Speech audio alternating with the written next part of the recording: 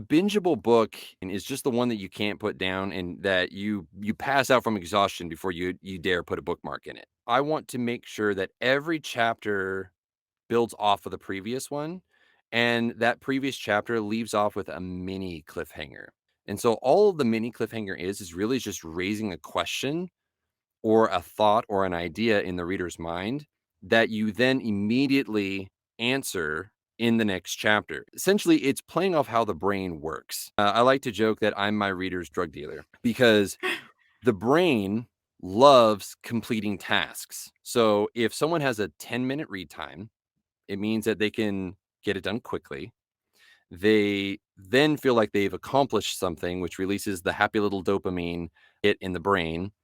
And they're like, I mean, I could probably do one more. Like, one more I have hurt. time. And then, like 3 a.m., they're just like, okay, I finished the whole book.